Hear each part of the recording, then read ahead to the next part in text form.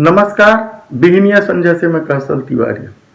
क्या केंद्र में बैठी मोदी सरकार इतनी निष्ठुर हो गई है, इतनी असंवेदनशील हो गई है कि वह कोरोना से हुई मृत्यु के लिए 4 लाख रुपए नहीं दे सकती?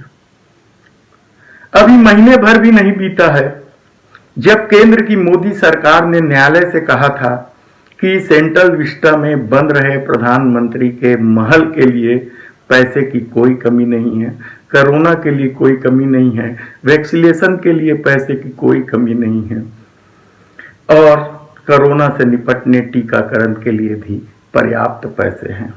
लेकिन महीना भी नहीं बीता कि उसने कोरोना से मृत लोगों को मुआवजा के लिए 4 लाख नहीं होने का रोना फिर कोर्ट में रो दिया। तब सवाल यह खड़ा होता है कि मोदी सत्ता की प्राथमिकता क्या है? जब पूरी दुनिया में टीकाकरण फ्री में हो रहे हैं, भारत से भी गरीब देश, कमजोर देश अपने देश के लोगों के लिए टीकाकरण मुफ्त में कर रही हो, तो आप विश्वास नहीं करेंगे कि भारत सिर्फ मुफ्त में टीकाकरण का ढिंढोरा पीट रही है। 25% टीका आज भी निजी अस्पतालों में दिया गया है जो पैसे से लगाया जा रहा है। क्या सचमुच उसे इस देश की समझ नहीं है, या फिर वह इतनी निष्ठुर हो चुकी है कि उसे आम लोगों की तकलीफों से कोई लेना देना नहीं है? यह सवाल इसलिए उठाए जा रहे हैं क्योंकि मोदी सत्ता की करतूत से इस देश के लोगों को अनेकों बार परेशानियों का सामना करना पड़ा है। लोगों की बेहिसाब मौतें हुई हैं और कोरोना तो सीधे सीधे मोदी सत्ता की लापरवाही का नरसंहार साबित हो चुका है।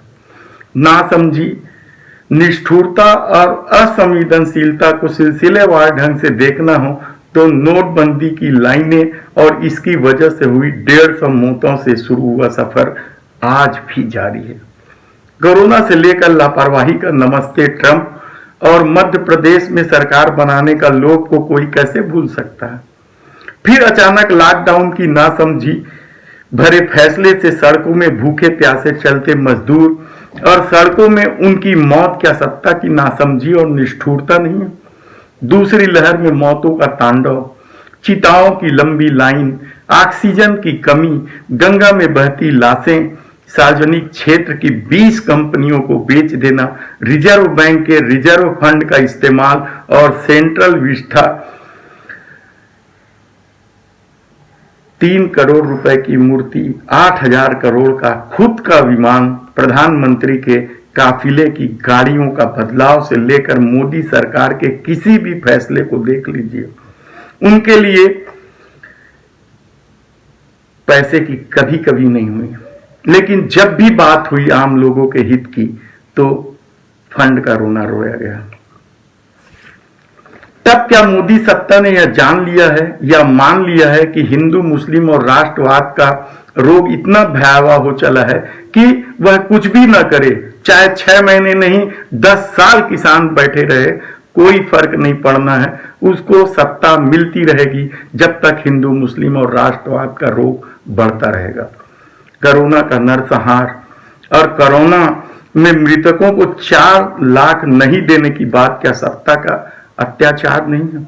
मोदी सरकार के लिए भले ही 4 लाख रुपया कोई मायने नहीं रखता हो, लेकिन इस बात को समझना चाहिए कि जिनके परिवार में कोरोना से मौत हुई है उनके लिए 4 लाख रुपये क्या मायने रखते हैं? जिन्होंने इलाज में लाखों रुपये गंवा देने के बाद भी जान नहीं बचा पाए, उनके लिए 4 लाख क्या मायने रखते हैं? शायद नरेंद्र मोदी को परिवार और उसके दुख और परेशानी का अंदाजा नहीं होगा कि उनके लिए 4 लाख के लिए क्या कुछ हो जाता है, क्या कुछ बीत जाता है। ऐसे में सवाल यही है कि अपनी रईसी और अपना अहंकार बरकरार रखने करोड़ों अरबों रुपये खर्च करने को तैयार सत्ता आखिर 4 लाख रुपये के लिए मना क्यों कर रही है, जबकि लोकतंत्र में सत्ता तो जनता के हित के लिए बनी होती है? ऐसे कितने ही सवाल है दोस्तों जो आपको चुभेंगे। मोदी सत्ता की करतूत को लेकर आपके मुंह से गालियां निकलेंगे। यकीन मानिए 4 लाख रुपए उन परिवारों के लिए बहुत बड़ी रकम होती है जिन्होंने अपना बहुत कुछ खो दिया होता है। लेकिन सत्ता के पास यदि पैसा नहीं होने का रोना है तो फिर ऐसी सत्ता का बने रहना कितना जरूरी है, क्यों अधिकार है इसे बने रहना, क्यों नहीं ऐसी सत्ता को चले जाना चाहिए, ये सवाल आपसे है। इसका जवाब आप अपने अंतर्मन से जरूर दीजिएगा। नमस्कार।